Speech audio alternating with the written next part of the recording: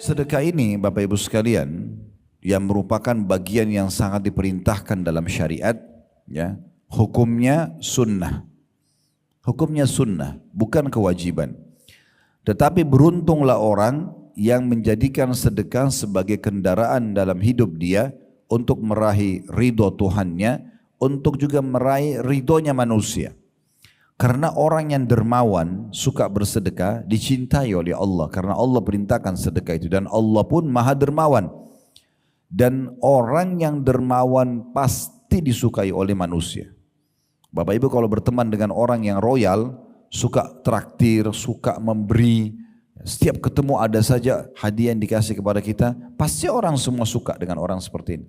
Sebaliknya, lawan daripada dermawan, ya, artinya orang yang suka sedekah adalah orang yang bakhil, pelit. Semua orang yang pelit dibenci sama Allah. Bahkan Bapak Ibu perlu tahu ya, lawan dermawan atau pelit itu bagian dari dosa besar. Dosa besar, bukan dosa saja, tapi dosa besar kalau orang pelit, dan akan membuat manusia menghindar dari dia. Semua orang tidak suka dengan orang yang pelit. Kalau ada orang mungkin paras wajahnya biasa saja, postur tubuhnya biasa saja, tapi dia sangat dermawan, suka berbagi kepada kita. Bahkan mungkin roti pun yang dia beli satu tetap dibagi dua antara dia sama temannya misalnya. Pastikan orang ini walaupun mungkin kurang secara fisik akan disukai oleh manusia. Dan dia disukai oleh Tuhannya dan akan dapat pahala dengan sedekahnya.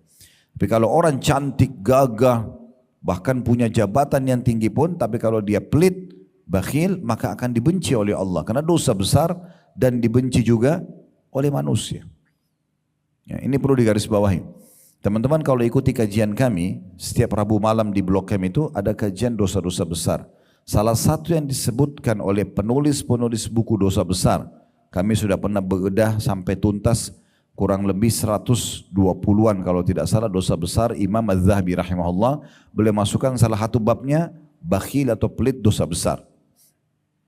Juga Syekh Muhammad Munajjid dalam buku Al-Kabair beliau juga menyebutkan masalah itu. Syekh Muhammad bin Abdul Wahhab yang sedang kami lanjutkan bedahnya sekarang, buku ketiga yang berlanjut sudah 176 kalau tidak salah dosa besar, juga menyebutkan pelit bagian daripada dosa besar. Karena pernah ada seseorang tokoh masyarakat di masa Nabi SAW itu diangkat menjadi kepala suku. Orangnya tampan, bersih, badannya kekar, berwibawa. Kalau dia pakai baju tuh kelihatan rapi dan punya kedudukan. Diangkat oleh masyarakatnya atau sukunya menjadi kepala suku. Waktu kepala suku yang sebelumnya meninggal. Lalu ada beberapa anggota kepala suku itu datang kepada Nabi SAW. Nabi tanya, karena kepala suku mereka meninggal, siapa kepala suku kalian sekarang? Disebutlah Fulan bin Fulan, namanya orang yang tadi tampan, bersih, berwibawa, badannya kekar, pakaiannya rapi, bahkan dia kaya raya. Lalu kata Nabi SAW yang ditanya, bagaimana kepribadiannya? Mereka mengatakan dia tampan ya Rasulullah, dia rapi, dia bersih, dia wangi, dia kaya, dia berwibawa, hanya saja pelit, gak suka memberi, perhitungan. Maka Nabi SAW mengatakan semua kebaikan tadi, kelebihan fisik, kedudukan, kekayaan, itu Nabi gak bahas. Itu semua hilang hanya karena perkataan anggota sukunya, tapi sayangnya dia pelit. Kata Nabi SAW, penyakit jiwa apa yang lebih berat daripada pelit itu sendiri? Bapak Ibu sudah tahu belum? Pernah di zaman Nabi Muhammad SAW ada seorang bapak ikut sholat bersama Nabi SAW. Namun subhanallah penampilannya, bajunya lusuh, rambutnya kusut, penampilannya kelihatan tidak terawas dan tidak terurus, seperti orang yang susah. Dan ini biasanya terjadi pada orang yang tidak punya harta. Dia tidak ada uang untuk beli baju, tidak ada uang untuk merawat rambutnya, tidak ada uang untuk menyehatkan tubuhnya, misal. Maka Nabi SAW selepas sholat datang kepada orang tersebut. Pertanyaan pertama Nabi begini, kau punya harta enggak? Orang itu mengatakan, ada ya Rasulullah. Nabi tanya, apa harta kamu? Dia bilang saya punya kuda, saya punya unta, saya punya domba. Di masa itu ini berarti orang kaya. Apa kata Nabi SAW? Kalau begitu mana kamu dari bekas nikmat Allah pada dirimu? Allah nggak suruh kau pakai baju begini, nggak suruh rambutmu berantakan begini. Allah mau kau perlihatkan nikmat Allah pada dirimu. Pakai baju yang layak, sisir rambut yang rapi, ya, tubuh yang segar, penampilan yang bagus. Jangan biarkan citra nama baik kita rusak. Orang lain menilai karena kita tidak bisa merawat diri kita. Kenapa teman-teman sekalian Allah berikan kita rasa gerah dan di saat kita lagi gerah gak nyaman? Kenapa Allah berikan kita perasaan kalau mandi segar? Bahkan ide kita jadi lebih brilian, kita jadi lebih percaya diri ketemu sama orang. Agar kita selalu mandi, jaga kebersihan itu. Kenapa kita pada saat pakai baju rapi, kita percaya diri? Kenapa kita kalau pakai baju yang robek atau kusut, kita merasa kurang percaya diri? Kenapa kita pada saat wangi mulut habis sikat gigi, percaya diri bicara sama orang? Kenapa pada saat kita habis makan atau kurang wangi mulutnya kita tidak percaya diri? Kenapa jenazah dimandikan? Padahal sebentar lagi sudah dibungkus kain kafan akan dimakan oleh tanah. Semua orang tahu. Benda apapun kita masukin ke dalam tanah, ditutup sama tanah, itu akan habis nanti. Ada belatung tanah, ada ulat tanah, habis. Dan Nabi SAW sudah bilang, semua jasad kalian akan dimakan oleh tanah, kecuali tulang ekor kalian yang darinya Allah akan bangkitkan kalian. Tapi kenapa harus dimandikan? Kenapa pakai kain kafan baru? Toh dia sebentar lagi akan hancur badannya. Kenapa kita nggak geletakin aja begitu? Karena Allah mau kita selalu dalam kondisi bersih, rapi, menunjukkan nikmat Allah Subhanahu wa taala. Dan sedekah yang paling afdal adalah sedekah pada diri sendiri. Diri sendiri, kita mulai dari diri kita. Ya. Kata Nabi SAW kepada seorang sahabat yang pernah mengatakan, ya Rasulullah, saya punya harta, dirham. Kalau kita sekarang uang, duit saya ada. Siapa orang yang paling pantas saya sedekahkan? Kata Nabi SAW, dirimu dulu. Diri kita sendiri. Beli pakaian yang pantas, ya. Beli mungkin sabun dan sampo yang bagus, beli sepatu yang bagus, yang penting tidak mubazir, tidak berlebihan, tapi jangan juga hinakan diri kita. Kita berada di tengah-tengah, sesuai dengan kebutuhan bukan keinginan. Ya. Jadi betul-betul kita harus tahu masalah ini, supaya jangan sampai kita keliru. Ya. Nabi SAW sangat senang kalau ada orang yang berpenampilan, dan beliau sendiri mencontohkan itu, beliau sendiri suka dengan bersih dan rapi. Ya.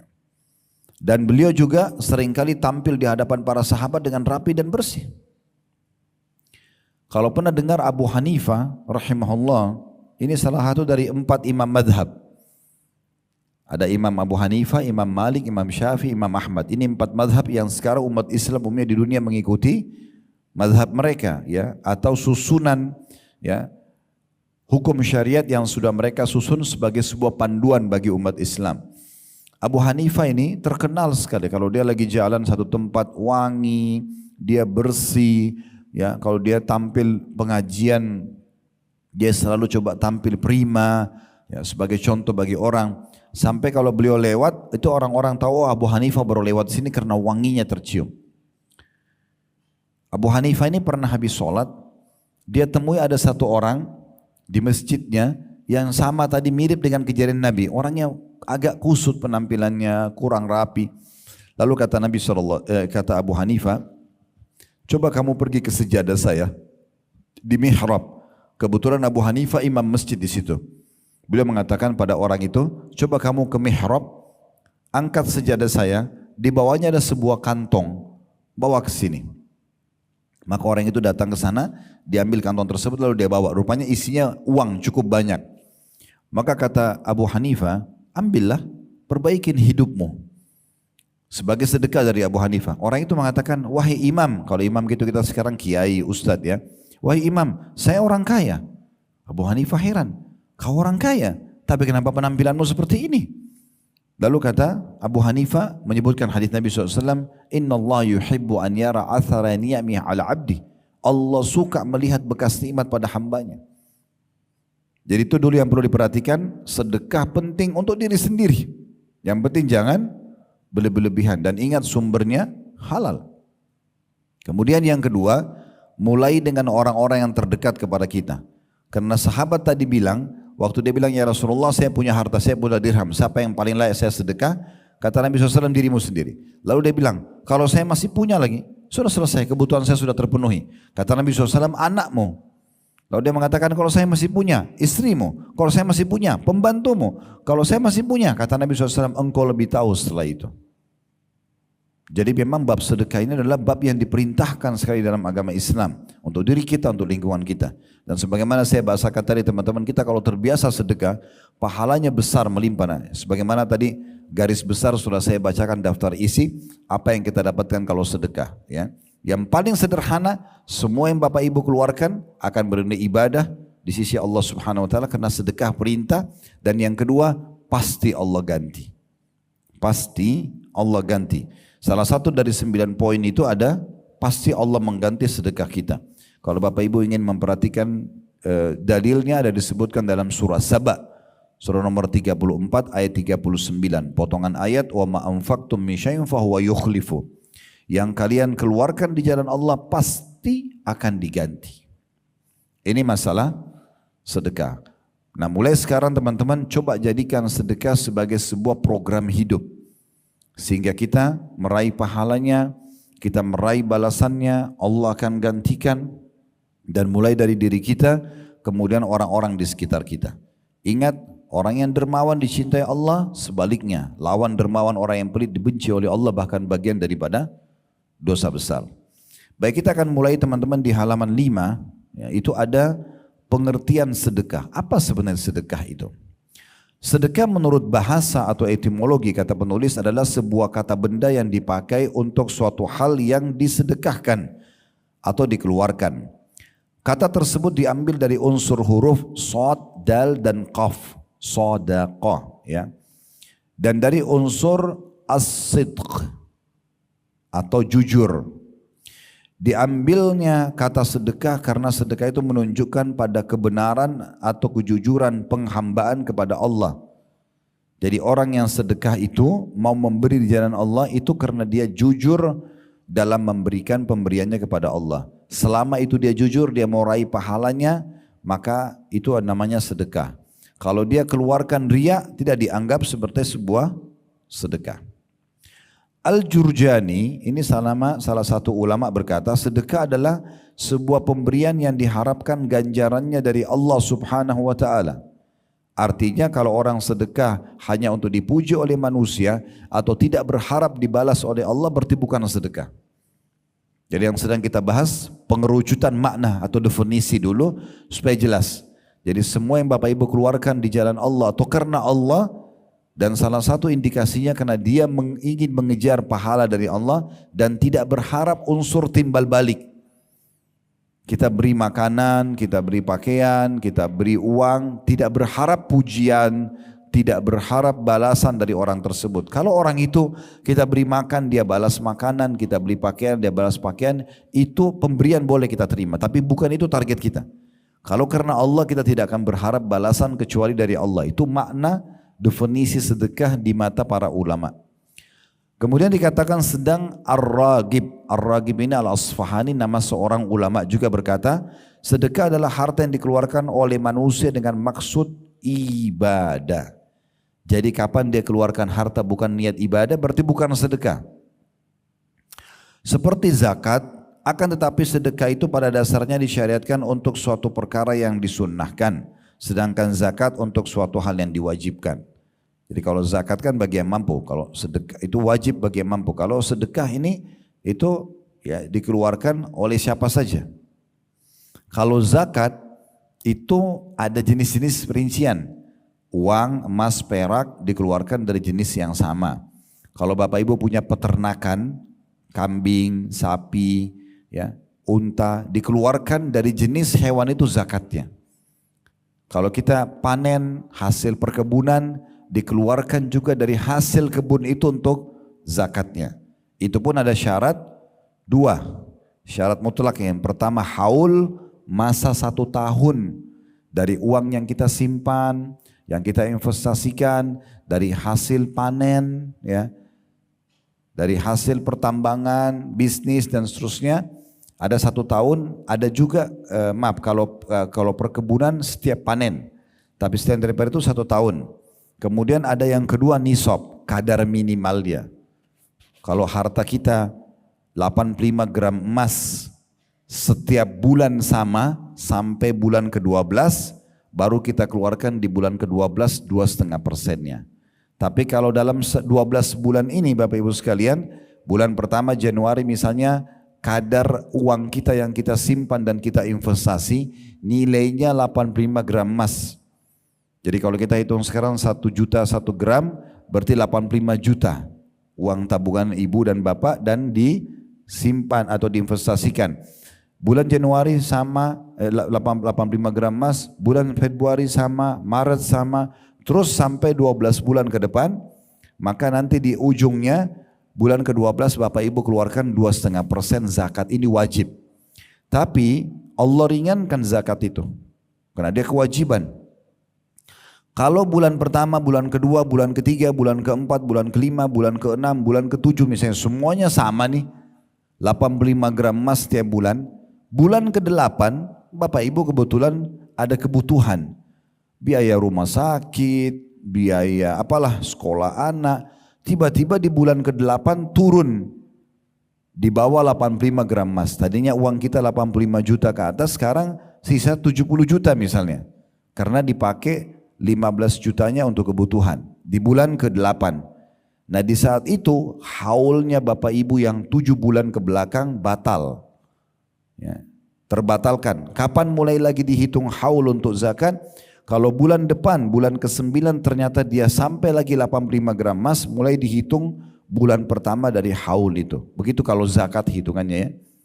Tapi kalau sedekah tidak ada haul, tidak ada masa 1 tahun, tidak ada nisab, kadar minimal, tidak ada persentase 2,5%. Bapak Ibu dianjurkan bersedekah bukan setiap hari, setiap saat, setiap ada kesempatan.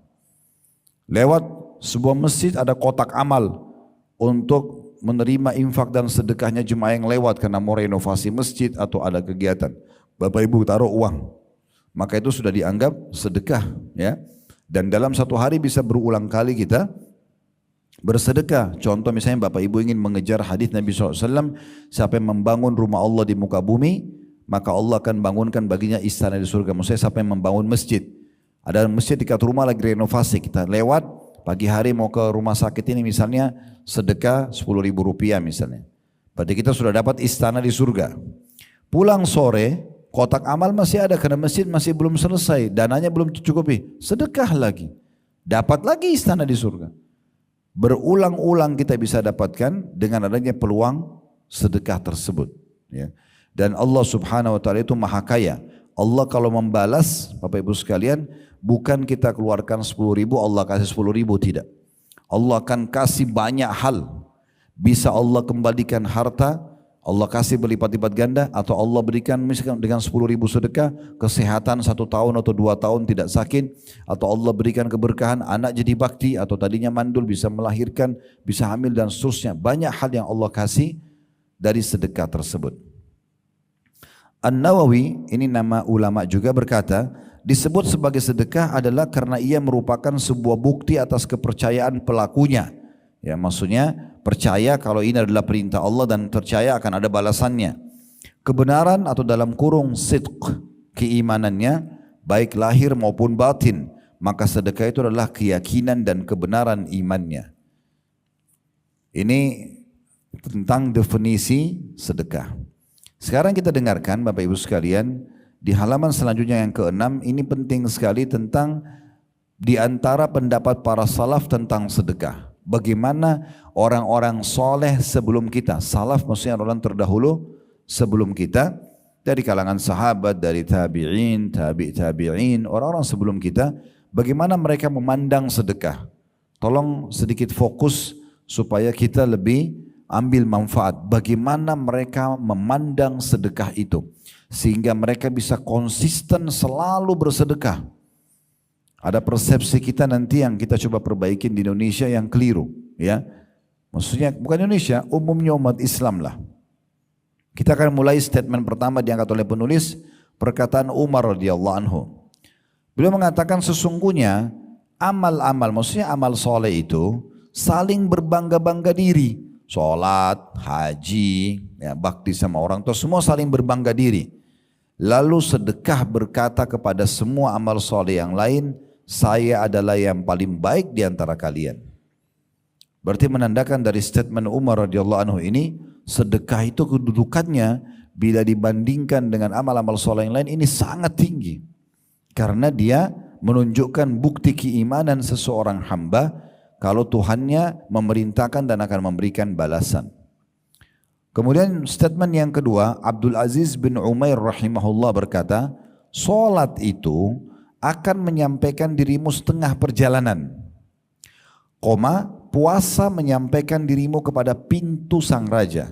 Solat setengah perjalanan, puasa akan membawa kamu ke pintu istana sang raja, maksudnya Allah subhanahu wa ta'ala. Sedangkan sedekah akan menyampaikan dirimu ke hadapan raja tersebut. Jadi luar biasa. Kalau dalam statement ini berarti menandakan sedekah itu seperti puncak daripada ibadah itu semuanya. Jadi kalau mau tahu orang itu betul-betul tulus dalam sholatnya, tulus dalam puasanya, dia sedekah nggak sih? Karena sedekah itu pembuktian terhadap keimanan. Ibnu Abi Al-Ja'ad, ini nama seorang salaf, orang soleh berkata, sesungguhnya sedekah itu benar-benar menghilangkan 70 pintu keburukan. Jadi satu kali sedekah, itu sudah cukup Allah hilangkan dari kita 70 pintu keburukan yang bisa menimpa kita.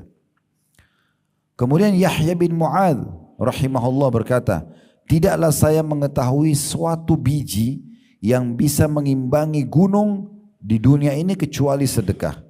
Maksudnya sedikit dikeluarin, sedekah sepotong roti, sedekah sesendok nasi misalnya, 1.000 rupiah, itu udah cukup nilainya bergunung-gunung nanti pada hari kiamat. Asy-Sya'bi, ini sama juga salah satu ulama berkata, barang siapa, nah ini metodenya ya, bagaimana, tadi itu kan semua tentang kedudukan sedekah. Mulai dari perkataan Asy-Sya'bi, setelahnya ada Al-Laits, ada Al-Fudail bin Iyad, ini cara kita memandang sedekah. Yang tadi saya bilang teman-teman, harus kita ubah persepsi kita. Kalau kita selalu punya persepsi, orang minta nih, lagi di jalan, Anda naik mobil atau naik motor, ada orang ulurin tangan. Lalu kita punya persepsi, oh dia butuh dengan saya. Makanya kita dengan cueknya menolak dia. Karena kita anggap dia butuh. Atau kita memberikan uang tanpa melihat wajahnya pun. Mungkin ada orang naik mobil, begitu orang minta bantuan, kaca mobil turunkan sedikit, dia mungkin cuma jepit uang 500 rupiah atau 1.000 rupiah dikeluarkan. Ya, seakan-akan menghinakan si penerima itu. Ingat, ini persepsi salah. Lalu bagaimana persepsi yang benar tentang sedekah? Balik, yang butuh dengan sedekah tersebut adalah saya, bukan orang miskin itu. Jadi kalau ada orang miskin yang minta, kita harus tanamkan dalam diri kita, saya yang sedang butuh. Karena kalau dia tidak datang orang ini, saya mau sedekah kemana? Dia menerima uang yang kita kasih 1 juta rupiah, 500 ribu, 100 ribu, 10 ribu, 5 ribu misalnya, 1.000 rupiah pun kita kasih ke dia, nilai itu dipakai sama dia, beli air mineral, beli roti, beli kebutuhan dia, bayar utangnya misalnya, dia pakai, habislah. Tapi kita dalam teori agama kita, agama Islam, nilai ini sedang dibawa ke timbangan amal kita nanti. Bahkan bukan cuma seperti itu, dilipat gandakan. Nah perhatikan statement yang menarik dari Asy-Sya'bi rahimahullah. Ya. Beliau mengatakan barang siapa yang tidak memperlihatkan bahwa dirinya lebih butuh kepada ganjaran sedekah. Siapa yang mau sedekah, tapi dia tidak perlihatkan kalau sebenarnya dengan sedekah ini dia lebih butuh untuk sedekah agar dapat ganjaran dari Allah daripada seorang fakir yang butuh kepada sedekah itu, maka dia telah membatalkan sedekahnya dan telah memukul wajahnya sendiri dengannya. Apa maksudnya? Kalau anggap remeh penerima sedekah itu, menganggap dia yang butuh, bisa batal sedekah kita. Karena seakan-akan kita enggak tulus kepada Allah Subhanahu wa taala. Tidak usah lihat siapa yang minta, tapi pada saat ada yang minta, salah satu ciri yang ciri Nabi Muhammad SAW dan beliau jadikan sebagai contoh buat umatnya, beliau tidak pernah menolak siapapun yang minta. Tidak pernah menolak. Beliau berikan semampunya. Sehingga tertanam dalam hatinya sifat kedermawanan. Dengan penuh keyakinan bahwasanya Allah melihat. Dan apa yang saya sedekahkan bukti keimanan saya dan pasti Allah ganti. Baik, kita dengarkan sekarang statement yang lain yang mengajarkan kita tentang apa tadi yang saya bahasakan, metode atau pemahaman yang harus kita tanamkan dalam bersedekah. Al-Laits ibn Sa'ad rahimahullah pernah berkata begini, barang siapa yang telah mengambil dariku suatu sedekah atau hadiah, kalau aku siapkan uang untuk sedekah atau hadiah, lalu dia terima, ada orang yang menerima itu, maka hak dirinya atas diriku adalah lebih besar daripada hak diriku atas dirinya. Dia lebih berhak untuk aku hormati, ya, untuk aku terima kasih pada dia, orang miskin itu. Kenapa? Karena dia orang miskin atau orang yang minta yang sudah kita berikan sedekah telah menerima apa yang telah aku korbankan kepada Allah. Perhatikan baik-baik. Kalau persepsi ini kita tanamkan teman-teman, kita malah yang keluar cari mana itu orang miskin. Kita nggak nunggu orang minta. Tapi kalau tidak begitu persepsi seperti ini, maka yang terjadi orang datang pun Allah gerakkan orang itu datang untuk minta, kita masih nolak. Kita anggap dia yang butuh, padahal sebenarnya kita yang butuh. Persepsi ini penting sekali. Jadi sekali lagi kalau kita tanamkan dalam diri kita, kita yang butuh, maka kita akan cari kantong-kantong sedekah itu. Saya perkuat dengan sedikit, kita tinggalkan dulu buku kita. Abdullah bin Umar, Abdullah bin Abbas radhiyallahu anhum ajma'in, beliau di depan rumahnya setiap hari kalau beliau mau keluar pagi ada orang-orang miskin lagi minta. Maka beliau kasih semuanya. Satu waktu pernah beliau keluar tidak ada orang-orang miskin itu. Enggak ada. Maka dia keluar dan mencari di mana orang-orang miskin itu. Dicari sama dia untuk diberikan sedekah. Ingat, pahala sedekah pun bertingkat-tingkat Bapak Ibu sekalian. Kalau seandainya ada orang begini, dia didatangi orang fakir, minta dikasih sama dia, itu level sedekah. Ada nggak yang lebih tinggi? Ada. Apa itu? Bapak ibu yang keluar cari orang miskin itu. Memang kita keluar bawa uang, ingin sedekah, itu puncak daripada pahala sedekah. Kalau bapak ibu hanya tunggu orang yang datang minta kepada kita, kalau anda tinggal di satu komplek yang mewah misalnya, ada security-nya, kita keluar dari rumah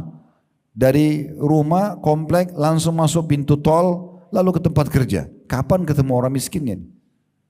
Sehingga kita harusnya mencari kantong-kantong itu. Kita harus tanamkan kalau kita sangat butuh dengan sedekah itu. Perhatikan sini perkataan Fudail bin Iyad rahimahullah. Ini perkataan yang sangat menarik. Jadi Fudail bin Iyad ini seorang ulama tabi'in yang terkenal dengan kesolehannya. Dia pernah menyiapkan beberapa bungkusan ya untuk disedekahkan, dan setelah dia berikan kepada orang-orang itu, dia berkata begini, berkata kepada orang-orang yang telah menerima sedekahnya, ya, orang sudah terima lalu pergi, dia bilang sama orang-orang di sekitarnya, mereka orang-orang yang menerima sedekah saya itu membawa perbekalan kita menuju akhirat tanpa upah sedikit pun, hingga mereka meletakkannya di atas timbangan di hadapan Allah hari kiamat. Coba renung ini yang saya katakan ya. Kita kalau kasih orang itu 1 juta rupiah, 100.000 rupiah misalnya. Kemudian dipakai untuk kebutuhan dia tadi saya bilang.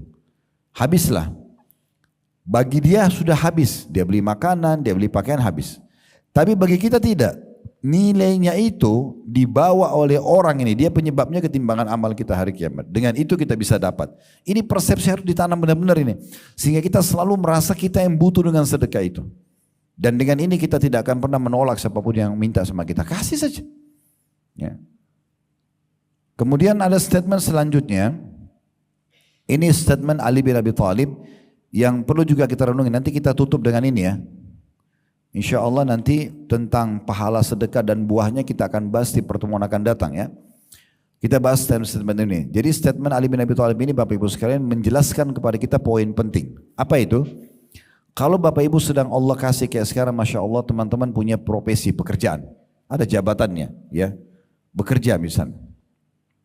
Nah, pekerjaan ini teman-teman sekalian mendatangkan income buat kita. Fahami baik-baik, berarti Allah sudah memberikan rezeki kepada kita. Siapa yang diberikan seperti ini, apalagi kalau sampai besar gajinya, atau dia bahkan selain kerja punya usaha, punya income tambahan. Harta itu bukan hanya buat kita. Ada hak orang lain di situ. Jangan pernah pelit ini. Jadi kalau kita punya tabungan 100 juta itu bukan punya kita sendiri. Buktinya kita kalau mati pada hari itu juga, itu jadi hak orang lain bukan? Jadi warisan. Jangan gitu. Jadi bukan punya kita. Gunakan buat kita secukupnya, selebihnya sedekahkan. Kasih ke orang. Pasangan hidup, ke anak, suami kasih istri. Istri punya kelebihan, boleh gak kasih suaminya? Boleh. Walaupun bukan kewajiban bagi perempuan. Kasih ke anak, kasih ke pembantu, kasih ke tetangga. Perhatikan Ali mengajarkan kepada kita. Statementnya adalah, barang siapa yang telah diberikan suatu harta oleh Allah, maka saran beliau dan ini hukum syariat, hendaklah ia menyambung kekerabatan dengannya. Justru perkuat silaturahim dengan uang itu. Ingat orang tua kita di kampung, kirimkan mereka sedikit dari gaji kita. Ya, ada saudara kita yang butuh bantuan, mungkin ada janda saudara kita, mungkin ada yang duda, mungkin ada yang masih butuh biaya sekolah. Kita punya kelebihan, kasih ke mereka. Hendaklah dia menyambung kekerabatan dengannya, memperindah jamuan untuk tamunya. Jadi begitu dia punya kelebihan harta, jamuan kita lebih baik lagi. Kalau tadinya kita pas-pasan, kita cuma bisa kasih sepotong kue atau roti sama air, sekarang Allah sudah berikan lebih rezeki. Kasih dia nasi box.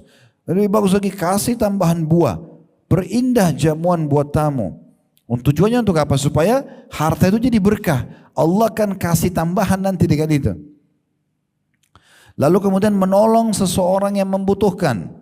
Kemudian membebaskan tawanan. Ya, di masa dulu kalau ada peperangan, supaya tawanan bebas kan ditebus ya.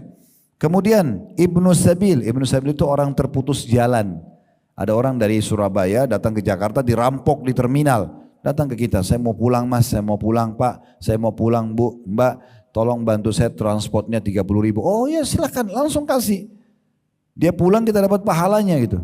Jangan bilang setan bisikin nih, kayaknya dia bohong nih.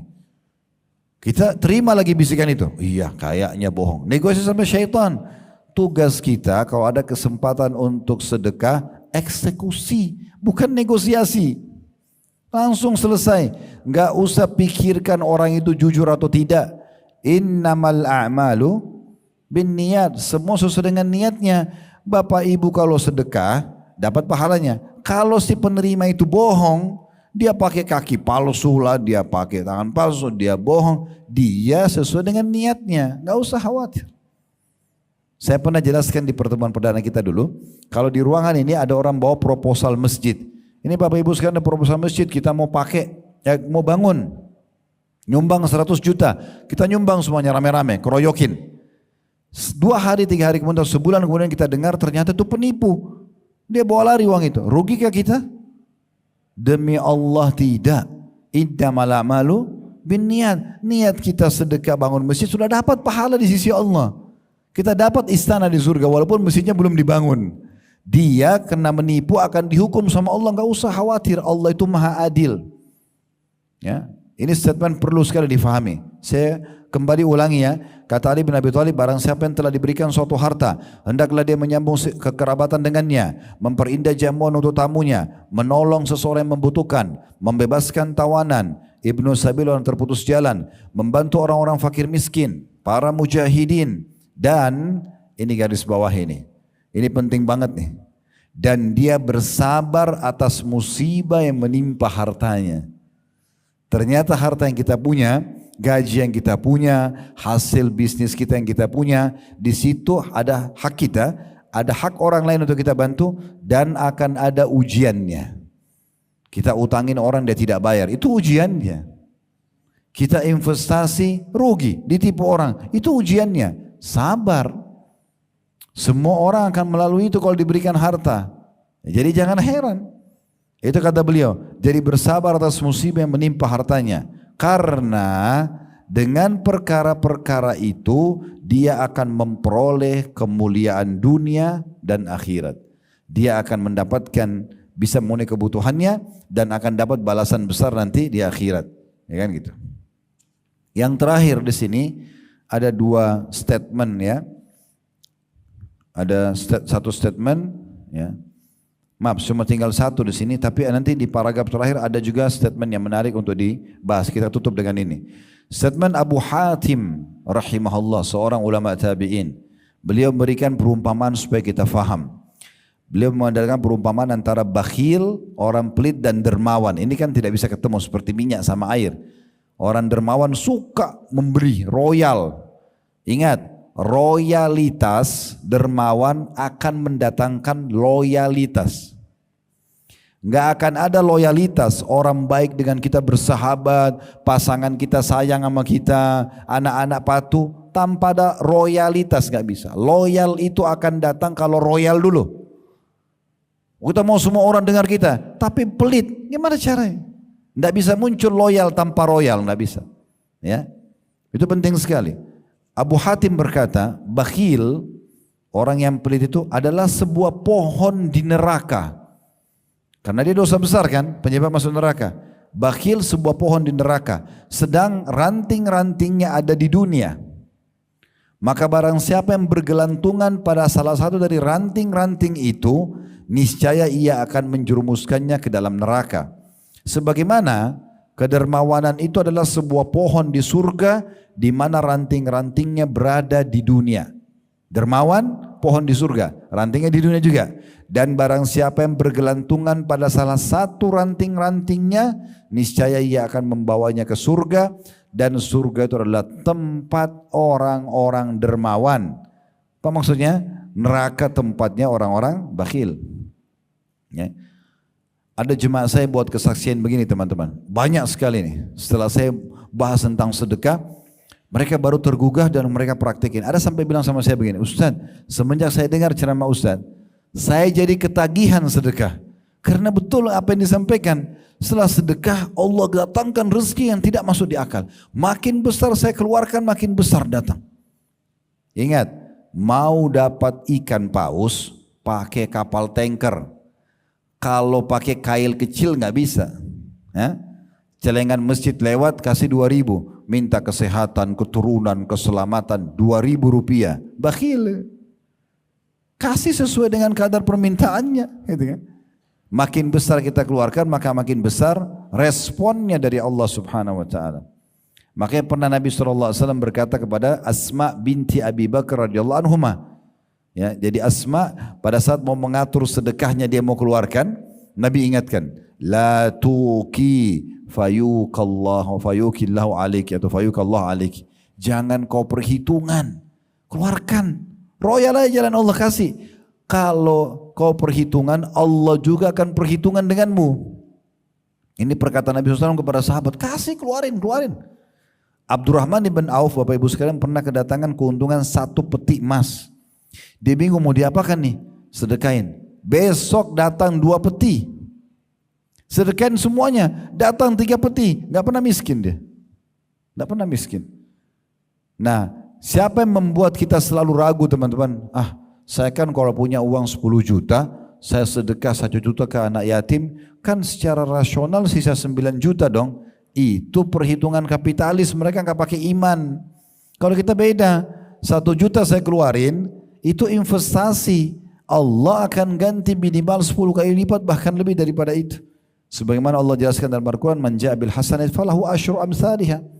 Siapa yang mendatangkan satu kebaikan, Allah akan balas 10 kali lipat. Tapi jangan hitungannya begini ya. Oh kalau saya sekarang kasih celengan masjid 1 juta, bantu orang tua saya atau kerabat 1 juta, berarti hitung-hitungannya saya dapat 10 juta dong. Bukan. Itu kalau Bapak Ibu batasi rezeki cuma duit. Bisa saja 1 juta itu Allah bukakan kita ya jabatan yang lebih baik di tempat kerja. Mungkin keselamatan dan kesehatan 10 tahun. Mungkin juga datang uang. Ya. Jadi nggak boleh kita patokan, oh kalau gitu saya harus datang juga 10 juta, bukan. Bukan begitu, itu kalau sama manusia, saya investasi sama kamu 10 juta, saya harus dapat 1 juta lah. Apalagi itu bab riba, nggak bisa. Tapi rezeki itu sangat luas. Baik, sebagai penutup di sini, Apabila salah seorang, kata penulis, dari orang-orang soleh didatangi oleh seorang fakir, seraya meminta sedekah kepadanya, ini orang-orang dulu yang sudah faham ini, setiap ada orang miskin datang, bukan cemberut, bukan langsung su'dzon, sangka buruk. Apa yang terjadi? Maka mereka akan mengatakan pada orang-orang miskin itu, selamat datang wahai orang yang hadir untuk membawakan perbekalan kami kepada Rabb kami. Jadi lihat orang miskin senyum gembira, syukur kamu ada, nih ambil, bawa ke sana ketimbangan amal saya, gitu. Kalau kita kan digodain syaitan untuk dibisingin sama syaitan, takut, rugi, benar gak orang ini, itu syaitan semua, membuat kita khawatir. Janji Allah benar, janji syaitan itu palsu, ya. Dan yang dimaksud, kata penulis dalam penutupannya, dengan perbekalan itu adalah berupa kebaikan dan amal-amal yang mendekatkan diri kepada keridhaan Allah Subhanahu wa taala. Jadi begitulah kaum salafus saleh, mereka kalau ya bersedekah, memberikan dan memahami sesuai dengan syariat Allah, kalau sedekah dia yang butuh, bukan orang miskin yang butuh. Dan dia yakin makin besar dia berikan ke jalan Allah, makin besar juga Allah SWT berikan kepada dia. Ya, jadi seperti itu gambarannya, Allahu a'lam.